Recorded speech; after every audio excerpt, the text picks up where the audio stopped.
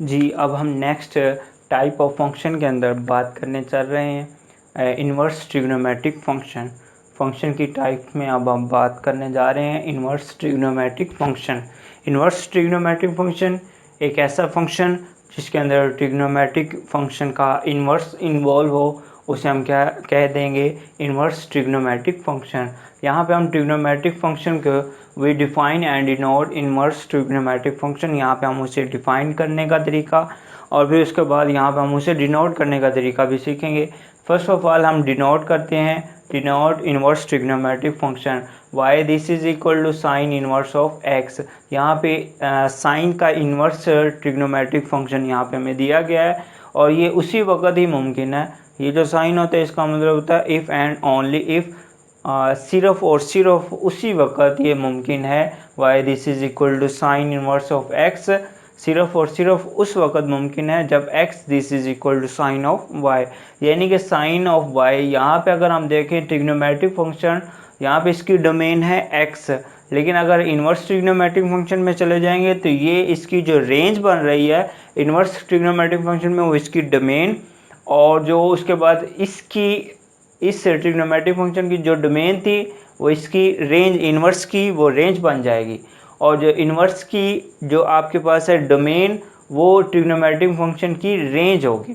Trigonometric function की range आपके पास यहाँ पे x नज़र आ रही है, लेकिन इन्वर्स ट्रिग्नोमेट्रिक फंक्शन की वही डोमेन बन गई। लेकिन ट्रिग्नोमेट्रिक फंक्शन की y यहाँ पे आपके पास डोमेन है, लेकिन इन्वर्स ट्रिग्नोमेट्रिक फंक्शन की वो जो है वो रेंज बन गई। हम सिंपल अल्फाज में ये कह सकते हैं कि जो ट्रिग्नोमेट्रिक फंक्शन की डोमेन है वो इन्वर्स ट्रिग्नोमेट्रिक फंक्शन की रेंज बन जाती है, या फिर हम ये कह सकते हैं जो ट्रिग्नोमेट्रिक फंक्शन उसकी जो रेंज है वो इन्वर्स ट्रिग्नोमेट्रिक फंक्शन की डोमेन बन जाती है, यानी इसकी डोमेन उसकी रेंज में, इन्वर्स की रेंज में, और इन्वर्स की जो रेंज है वो ट्रिग्नोमेट्रिक फंक्शन की डोमेन में चेंज हो जाती है।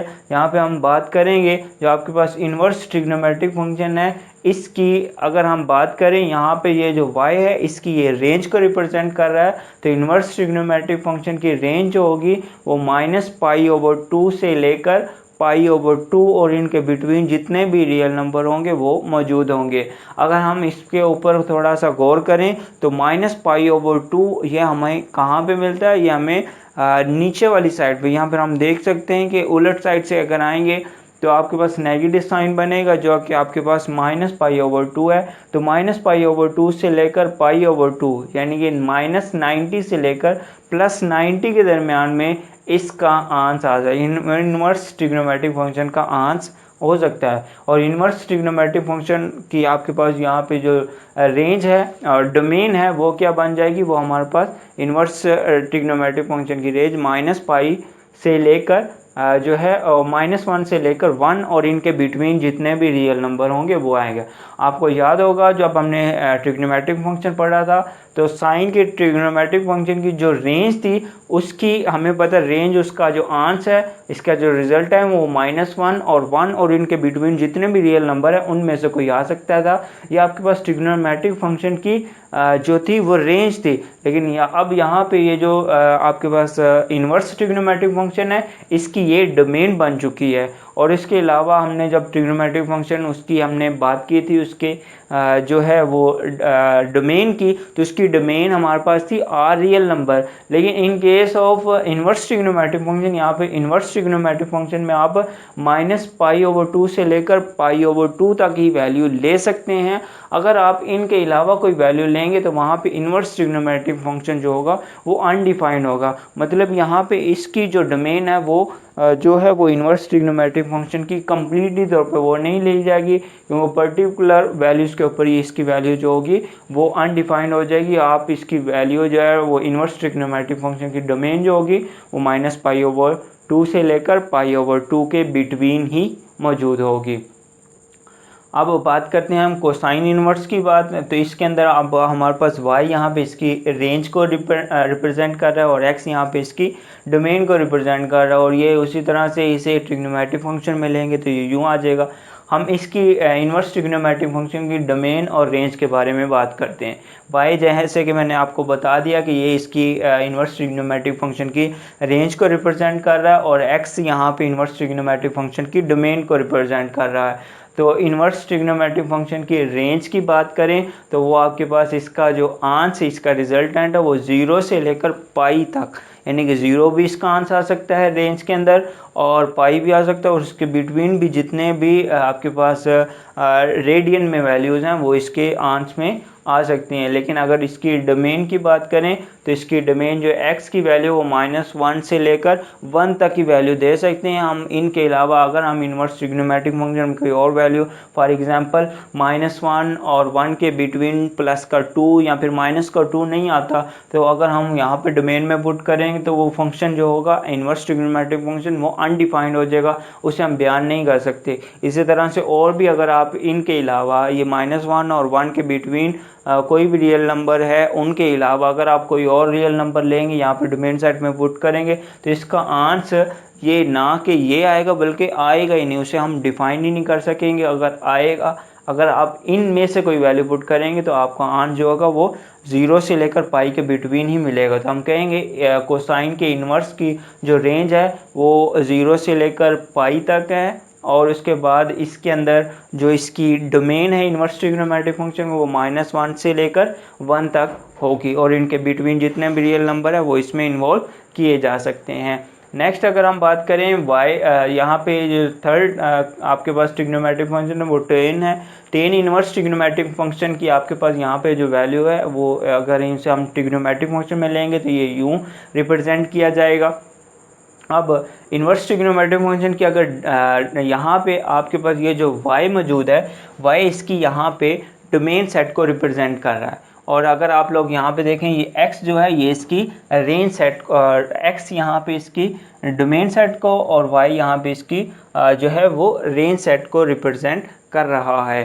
तो आपने यहाँ पे सबसे पहले हम देखते हैं इसकी रेंज सेट के एलिमेंट के, यानी कि इन्वर्स ट्रिग्नोमेट्रिक फंक्शन टेंजेंट के जो रेंज होगी वो -π/2 से लेकर π/2, यानी कि इसका जो आंसर आएगा वो -π/2 से लेकर पाई। और यहाँ पे एक और चीज़ बात नोट करने वाली, यहाँ पे जो आपके पास इन्वर्स ट्रिग्नोमेट्रिक फंक्शन जो होते हैं इनकी जो डोमेन होती है वो रियल नंबर होते हैं, इनकी डोमेन रियल नंबर, लेकिन इनकी जो रेंज होती है वो एंगल्स में दी जाती है, जो कि रेडियन में या फिर डिग्री में रिप्रेजेंट किया जा सकता है। तो आपके पास tan इनवर्स ऑफ x की जो डोमेन है वो आपके पास तमाम की तमाम रियल नंबर्स हो सकते हैं, यानी कि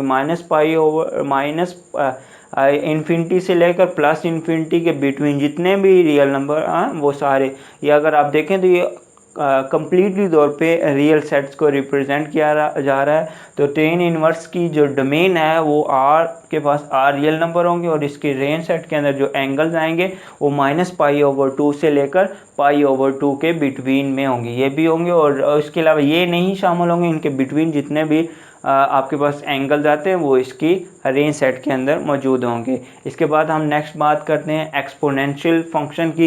एक्सपोनेंशियल फंक्शन जैसे कि नाम से ही वजाहत है, एक्सपोनेंट यानी कि पावर, यानी कि उसके वेरिएबल जो है वो आपके पास यहाँ पे क्या आ जाए, एक्सपोनेंट में पावर की फॉर्म में आ जाए, तो उसे हम क्या कहेंगे, एक्सपोनेंशियल फंक्शन कहेंगे। A function in which the variable appear as exponent, यानी कि वेरिएबल जो है वो एक्सपोनेंट, जिसे हम पावर भी कहते हैं, एक्सपोनेंट के तौर पर अपीयर ज़ाहिर हो, is called N exponential equation, उसको हम एक्सपोनेंशियल इक्वेशन कहेंगे। द फंक्शन आपके पास y this is equal e⁻ax, यहाँ पे देखें ये जो x है ये एक वेरिएबल है और ये पावर के अंदर यानी एक्सपोनेंट में आ चुका हुआ है, तो ये एक फंक्शन आपके पास एक्सपोनेंशियल फंक्शन है। यहाँ पे भी x जो है वो एक्सपोनेंट में आया हुआ है, यहाँ पे भी x देखें तो एक्सपोनेंट में आया हुआ है, यहाँ पे भी x एक्सपोनेंट में आया, तो ये आपके पास सारे के सारे क्या हैं, एक्सपोनेंशियल फंक्शन है। और यहाँ पे जो एक्सपोनेंट में आ रहा है वेरिएबल वो y है, इसलिए सारे के सारे फंक्शन किसके होंगे,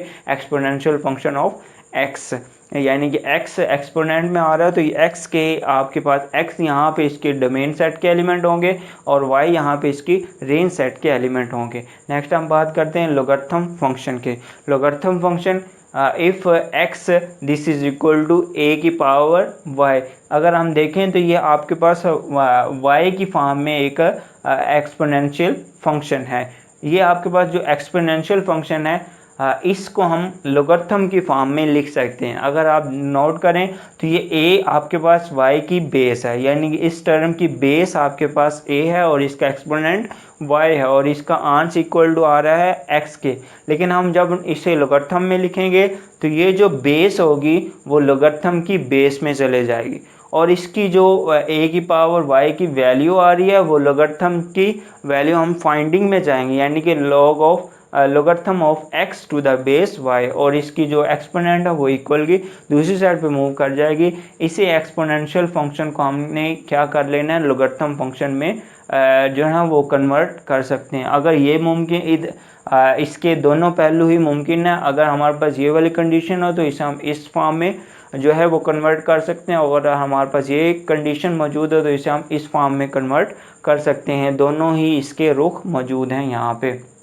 ऐसी कंडीशन को हम इफ़ एंड ओनली इफ़ की कंडीशन कहते हैं। अगर ये मुमकिन है तो इधर से ये वाली लेफ्ट हैंड साइड से हम राइट हैंड साइड या राइट हैंड साइड से हम लेफ्ट हैंड साइड की तरफ मूव कर सकते हैं। वेयर ए ग्रेटर देन 0, यहाँ पे जो a है ये कोई ग्रेटर देन 0 होगा, लेकिन and a not equal to 1, और a जो है वो 1 के इक्वल नहीं होगा। ग्रेटर देन 0 यानी कि पॉजिटिव नंबर तो होंगे लेकिन 1 के इक्वल नहीं होगा, 1 के अलावा कोई आपके पास यहाँ पे इसकी बेस होगी। इस called a logarithm function of x, क्योंकि इसके अंदर भी x मौजूद है तो इससे हम क्या कहेंगे, लोगरिथम फंक्शन ऑफ x का नाम देंगे।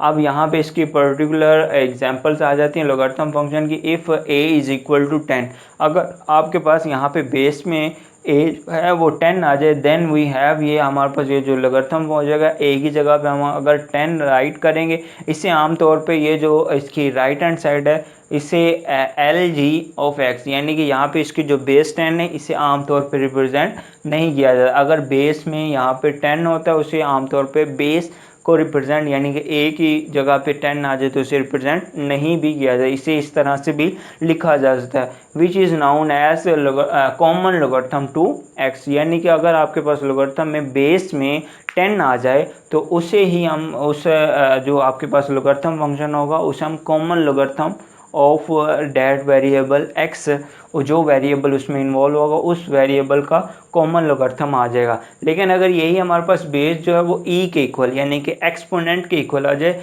देन वी हैव, ये आपके पास ये जो लोगरिथम बेस में a है वहाँ पे e इन्वॉल्व कर दिया जाए तो इसे हम आमतौर पे कहते हैं ln, और ln जो है which is known as a natural logarithm, और इसे हम ln ऑफ x को हम बोलते हैं नेचुरल लोगरिथम। और ln अगर आपके पास यहाँ पे बेस में कुछ नहीं लिखा हो तो हम उसे बोलते हैं common logarithm of x। Common logarithm का मतलब वहाँ पे उसकी बेस में 10 मौजूद होता है और नेचुरल लोगरिथम का मतलब उसकी बेस में e मौजूद होता है। जी, अब हम नेक्स्ट टाइप्स ऑफ फंक्शन के अंदर हम डिस्कस करने जा रहे हैं हाइपरबोलिक फंक्शन के अंदर।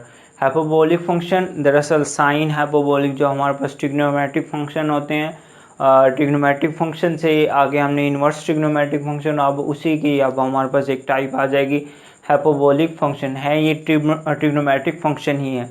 हाइपरबोलिक फंक्शन में हम ये जो आपके पास लिखा हुआ है साइन और ये जो एच है इसे हम बोलेंगे हाइपरबोलिक, साइन हाइपरबोलिक एक्स, इसे रीड करेंगे और sine hyperbolic of x this is equal to e की पावर x, यानी कि e raise x minus e raise minus x over 2, और इसे आमतौर पे सिंपली तौर पे व्यू में लिखा जाता है। ये जो ओवर में 2 है इसे शुरू में हम 1/2 इंटू ई की पावर x, यानी कि e exponent x minus e raise exponent minus x है, is called a hyperbolic sine function. इसको हम हाइपरबोलिक ऑफ साइन फंक्शन कहेंगे। Its domain and range are the set of R real number. इसके अंदर domain और range के अंदर domain के अंदर भी आपके पास आर रियल नंबर हो सकते हैं और इसकी रेंज के अंदर भी आर रियल नंबर हो सकते हैं। नंबर नेक्स्ट पे बात करें तो आपके पास है कोसाइन हाइपरबोलिक फंक्शन। मैं पहले भी बात कर चुका हूँ, यहाँ पे जो एच है ये आपके पास हाइपरबोलिक को रिप्रेजेंट करेगा। तो यहाँ पे cos hyperbolic function x this is equal to e raise x plus e raise minus x over 2, और इसे सिंपली तौर पे यूँ भी लिखा जा सकता है साइन हाइपरबोलिक और कोसाइन हाइपरबोलिक जो आपके पास फंक्शन है इनमें सिर्फ और सिर्फ एक साइन का डिफरेंस है। साइन हाइपरबोलिक जो आपके पास x है उसके अंदर आपके पास नेगेटिव साइन इन्वॉल्व किया जाता है नोमिनेटर में, और जो कोस हाइपरबोलिक x है इसके नोमिनेटर में पॉजिटिव साइन इन्वॉल्व किया जाता है। तो ये आपके पास कोस हाइपरबोलिक फंक्शन x कहलाएगा। Is called hyperbolic cosine function.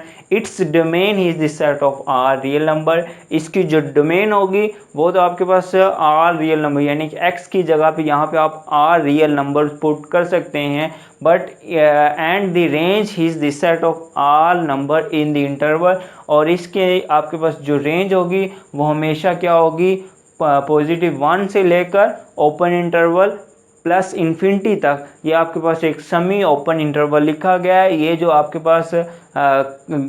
पास जो बड़ी ब्रैकेट जिसे हम कहते हैं स्क्वायर ब्रैकेट, यहाँ पे ये रिप्रेजेंट कर रही है क्लोज इंटरवल। इसका मतलब ये है कि 1 भी यहाँ पे इस इंटरवल में इन्वॉल्व है। और ये जो आपके पास स्मॉलर ब्रैकेट यानी कि छोटी ब्रैकेट जो है ये यहाँ पे ये जो डिनोट कर रही है, ये यहाँ पे डिनोट कर रही है कि आपके पास ये प्लस इन्फिनिटी बजाते खुद शामिल नहीं है, क्योंकि प्लस इन्फिनिटी एक इतना बड़ा नंबर है जिसे हम बयान ही नहीं कर सकते, ये अनडिफाइंड नंबर है। तो यहाँ पे ये खुद शामिल नहीं, लेकिन वो जहाँ पे भी है उससे पीछे पीछे तक तमाम रियल नंबर यहाँ पे आपके पास होंगे। आप इसे सिंपली इस इंटरवल को कह सकते हैं कि all positive real number, all positive real number, क्योंकि इसमें नेगेटिव रियल नंबर नेगेटिव नहीं शामिल होंगे और ना ही ज़ीरो शामिल होगा।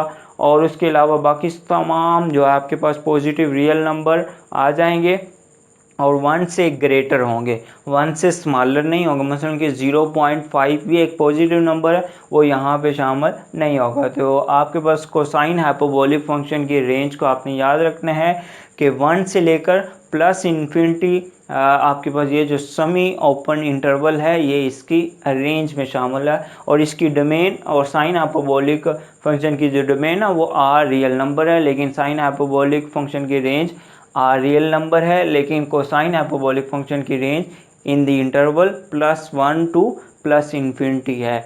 द रिमेनिंग 4 हाइपरबोलिक फंक्शन आपके पास साइन हाइपरबोलिक फंक्शन और कोसाइन हाइपरबोलिक फंक्शन आ चुके हैं। Remaining 4 hyperbolic function are defined in term of hyperbolic sine and the hyperbolic cosine function as follow. जो आपके पास साइन हाइपरबोलिक और कोसाइन हाइपरबोलिक के अलावा जो रिमेनिंग ट्रिग्नोमेट्रिक फंक्शन, हमें पता है 6 ट्रिग्नोमेट्रिक फंक्शन होते हैं, वो सारे के सारे साइन हाइपरबोलिक और कोसाइन हाइपरबोलिक फंक्शन की फॉर्म में डिफाइन किए जाते हैं हाइपरबोलिक फंक्शन में। तो tan hyperbolic x this is equal to sine hyperbolic x over cosine hyperbolic x. Sine hyperbolic x और कोसाइन हाइपरबोलिक की वैल्यू जो हम पीछे डिफाइन कर चुके हैं, जब उन्हें पुट करेंगे तो हमें टेन हाइपरबोलिक एक्स की वैल्यू मिल जाएगी ई raise x minus e raise minus x over e raise 2x plus e raise minus X. अगर हम देखें साइन हाइपरबोलिक एक्स के नीचे भी 2 था और कोस हाइपरबोलिक एक्स के नीचे भी 2 था, उन दोनों को कैंसिल कर दें तो साइन हाइपरबोलिक के मुताबिक दरमियान में माइनस आता है, तो वो टेन हाइपरबोलिक फंक्शन के नोमिनेटर में, और उसके बाद कोसाइन हाइपरबोलिक फंक्शन में दरमियान में प्लस आता है, वो टेन हाइपरबोलिक फंक्शन के डिनोमिनेटर में आ जाएगा। सिमिलरली आप देखेंगे सेकेंड हाइपरबोलिक फंक्शन जो है वो कोस हाइपरबोलिक फंक्शन के इन्वर्स है, 1 over cos hyperbolic function. Cos hyperbolic function के नोमिनेटर को डिनोमिनेटर और नोमिनेटर को डिनोमिनेटर और डिनोमिनेटर को नोमिनेटर में तब्दील करने से हमें कोस हाइपरबोलिक फंक्शन x की वैल्यू मिल जाएगी। सिमिलरली कोट हाइपरबोलिक x जो है वो cos hyperbolic x over sine hyperbolic x की फॉर्म में, जैसे हमने ऊपर बात कर ली कि आपके पास कोस हाइपरबोलिक फंक्शन के 2 के अलावा ऊपर वाला उसका जो नोमिनेटर है वो कोस हाइपरबोलिक फंक्शन x की जगह पे और साइन हाइपरबोलिक की जगह पे जो साइन हाइपरबोलिक फंक्शन की वैल्यू का जो नोमिनेटर की फॉर्म में वैल्यू वो यहाँ पे लिख देंगे। तो ये आपके पास कोट हाइपरबोलिक फंक्शन x बन जाएगा। Cosecant hyperbolic x sign hyperbolic x के इन्वर्स होता है, तो साइन हाइपरबोलिक इन्वर्स की जो वैल्यू उसको उलट कर देंगे, नोमिनेटर को डिनोमिनेटर और डिनोमिनेटर को नोमिनेटर यानी कि उसका इन्वर्स ले लेंगे, तो आपके पास कोसिकेंट हाइपरबोलिक फंक्शन x की वैल्यू आ जाएगी। नेक्स्ट हम टाइप ऑफ फंक्शन के अंदर बात करने जा रहे हैं एक्सप्लिसिट फंक्शन। एक्सप्लिसिट फंक्शन एक ऐसा फंक्शन होता है इफ़ y हमारे पास एक फंक्शन को रिप्रेजेंट करेगा, he is easily express in term of independent variable x।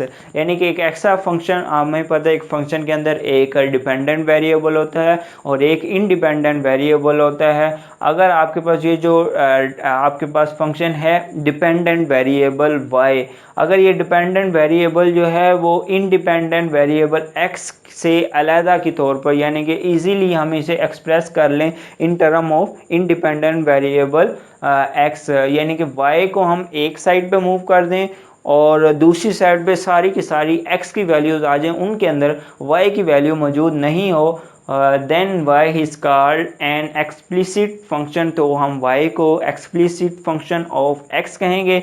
For example y this is equal to x⁴ plus 2x plus, यहाँ पे आप देख रहे हैं राइट हैंड साइड पे आपको x की ही वैल्यू मिलेंगी और x यहाँ पे आपके पास एक इंडिपेंडेंट वेरिएबल है और y डिपेंडेंट वेरिएबल है, और वो इजीली एक साइड पे यानी कि एक्सप्रेस कर चुके हैं कि वो इजीली एक साइड पे उसे अलहदा किया जा सकता है और इंडिपेंडेंट वेरिएबल को अलहदा किया जा सकता है। तो ये आपके पास एक एक्सप्लिसिट फंक्शन है। सिमिलरली यहाँ पे भी देखें, ये भी एक एक्सप्लिसिट फंक्शन है ऑफ x। ये दोनों ही x के एक्सप्लिसिट फंक्शन है और एक्सप्लिसिट फंक्शन को symbolically it can be written as y this is equal to f of x, यानी कि इंडिपेंडेंट वेरिएबल है और डिपेंडेंट वेरिएबल y है वो f ऑफ x यानी कि x का कोई फंक्शन है, और यहाँ पे x जो है वो एक इंडिपेंडेंट वेरिएबल है जबकि y डिपेंड कर रहा है x पे और y को हम डिपेंडेंट वेरिएबल कहेंगे। जी, अब हम टाइप ऑफ फंक्शन के अंदर इम्प्लिसिट फंक्शन के बारे में डिस्कस करेंगे। If x and y are so mixed up and y cannot be expressed in term of the independent variable x, then y is called an implicit function of x। हम अब यहाँ पे implicit function को define यूँ करेंगे, यहाँ पे हम डिफ़ाइन कर चुके हैं, उसे समझने की कोशिश अब करते हैं। जी, अगर आपके पास x और y एक फंक्शन के अंदर इस तरह से इन्वॉल्व हैं कि वो आपस में अच्छी खासी तरह जो ना वो मिक्सड अप हो चुके हैं कि x के साथ y मिक्स हुआ है, वो आपस में एक दूसरे को इस तरह से मिक्स किया गया कि उनमें से किसी एक को भी हम अलहदा नहीं कर सकते। मतलब फॉर एग्जांपल हम y को वहाँ पे एक्सप्रेस नहीं कर सकते इन form of variable, independent variable जो आपके पास है x, हम y को अलहदा नहीं लेकर जा सकते x से। अगर आपके पास इस तरह का फंक्शन हो देन y इज कॉल्ड, तो फिर हम क्या कहेंगे जी, then y is called an implicit function of x। तो हम y को इम्प्लिसिट फंक्शन ऑफ कहेंगे x, यानी कि वो जो फंक्शन होगा वो x का इम्प्लिसिट फंक्शन होने का मतलब ये है कि वहाँ पे आप x को इजीली, यहाँ पे आप x को वहाँ से निकाल ही नहीं सकते, आप x को जो ना वो एक्सप्रेस नहीं कर सकते इन form of independent variable y। For example यहाँ पे आप लोग देखते हैं, ये एक आपको एग्जांपल दी गई है, यहाँ पे ये जो x और y आपस में मल्टीप्लाई कर रहे हैं और यहाँ पे y का स्क्वायर है, ये जो टर्म है इसे तो हम दूसरी साइड पे मूव कर सकते हैं, लेकिन यहाँ पे आप लोग देख रहे हैं कि ये जो y है ये इसके साथ अच्छा खासी तरह से मिक्स अप हो चुका हुआ है। इसे हम करना चाहें तो हम इसे अलहदा तो कर सकते हैं, हम इसके ज़रिए से एक नया ऐसा फंक्शन तो बना सकते हैं जो कि आपके पास y इजीली नहीं होगा, लेकिन y जो है वो एक्सप्रेस किया जा सकता है इन वेरिएबल ऑफ x, लेकिन वो थोड़ा सा आसान नहीं है। अब ये क्योंकि आसान नहीं है, इजीली ये एक्सप्रेस y जो है वो इन फॉर्म ऑफ x एक्सप्रेस नहीं किया जा सकता, इसलिए ये हमारे पास एक इम्प्लिसिट फंक्शन है। फर्स्ट ऑफ ऑल अगर हम y के स्क्वायर को दूसरी साइड पे मूव कर दें ये आपके पास 2 जो है ये इधर आके माइनस का हो जाएगा, ये 2 प्लस एक्स वाई ये इधर आके जो है वो सब्ट्रैक्ट हो जाएंगे।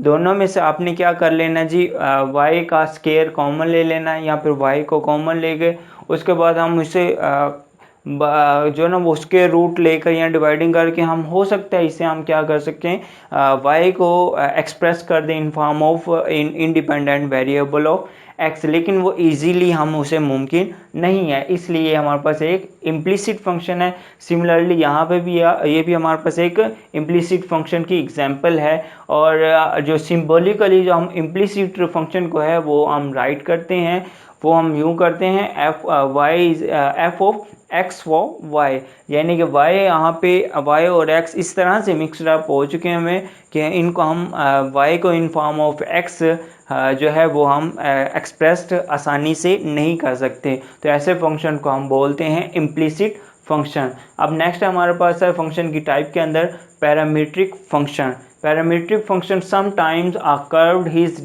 Describe by expressing both x and y।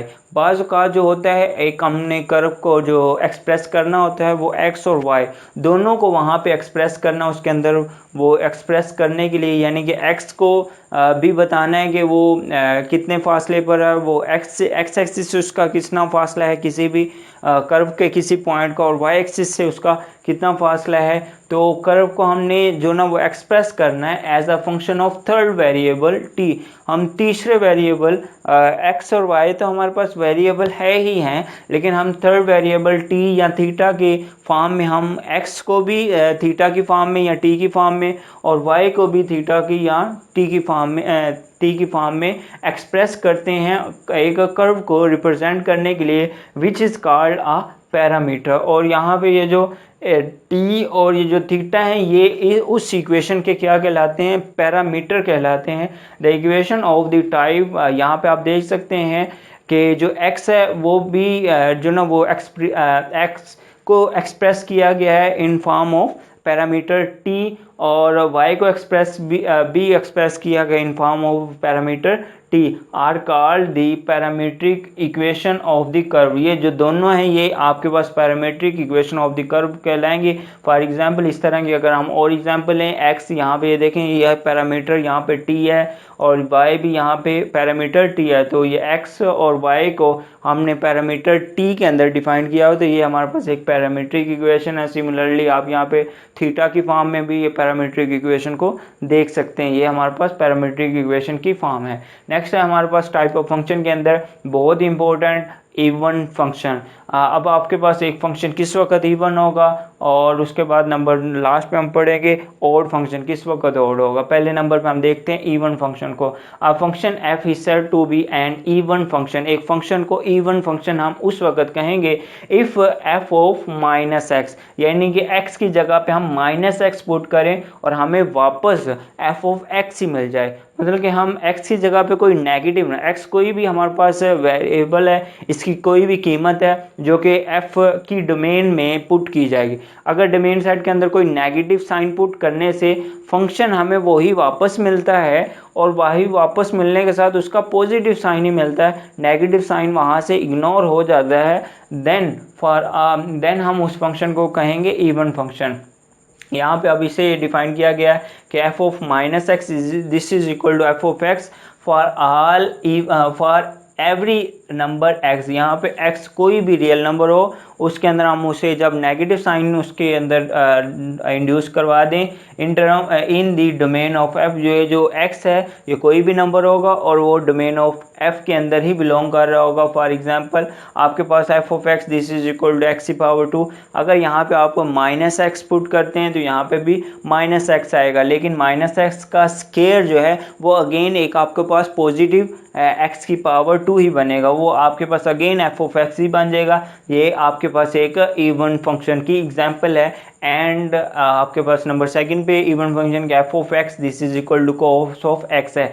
अगर आप एक्स की जगह पे नेगेटिव एक्स पुट करते हैं तो यहाँ पे भी कॉस ऑफ नेगेटिव एक्स आ जाएगा। और आपको पता है कि जो कोसाइन आपके पास ट्रिग्नोमेट्रिक फंक्शन है वो नेगेटिव साइन को जो एंगल में होता है उसे इग्नोर कर देता है और नतीजतन आपको ये वापस कॉस ऑफ एक्स ही मिलेगा। और कॉस ऑफ एक्स तो इक्वल टू है एफ ऑफ एक्स के, तो नतीजतन एफ ऑफ माइनस एक्स आपके पास equal to f of x आ जाएगा। ये भी आपके पास एक इवन फंक्शन की example are even function of x, और ये दोनों इवन फंक्शन ऑफ एक्स की एग्जांपल हैं। अब हम बात करते हैं ऑड फंक्शन की। अब function F is said to be an odd function.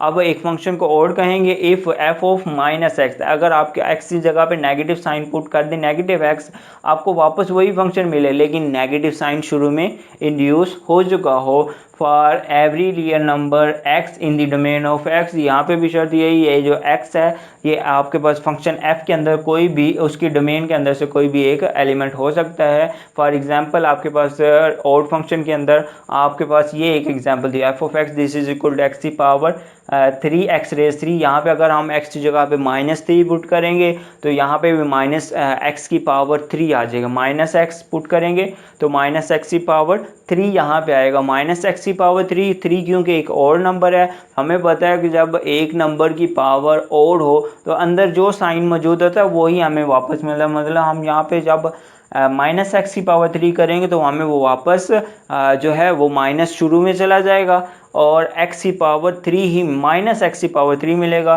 तो x की पावर 3 तो आपके पास एफ ऑफ एक्स के इक्वल है, माइनस शुरू में आ जाएगा तो माइनस एफ ऑफ एक्स आपके पास ये इक्वल आ जाएगा जो कि एक ऑड फंक्शन की एग्जांपल बनेगी आपके पास। इसी तरह से F of x this is equal to sine of X है, तो यहाँ पे अगर माइनस एक्स पुट करेंगे एंगल में यहाँ पे साइन के भी माइनस एक्स आ जाएगा और वो माइनस जो है वो साइन के शुरू में जाएगा। साइन ट्रिग्नोमेट्रिक फंक्शन माइनस के साइन को इग्नोर नहीं करेगा। और ये भी हमारे पास एफ ऑफ एक्स जो है वो नेगेटिव एफ ऑफ एक्स के इक्वल आने की वजह से are odd function of X, ये दोनों ऑड फंक्शन ऑफ एक्स के बारे में बन जाएंगे। मैंने आपको टाइप ऑफ फंक्शन के बारे में जितना एक्सप्लेन करना था वो मैं कर चुका हूँ, लेकिन फिर भी अगर आप लोगों को कहीं से किसी भी फंक्शन की बात समझ नहीं आई तो आप मुझे कमेंट्स करके वो वाले अपनी वो जो आपका क्वेश्चन है उसका आंसर मुझसे ले सकते हैं। थैंक यू, अल्लाह हाफिज़।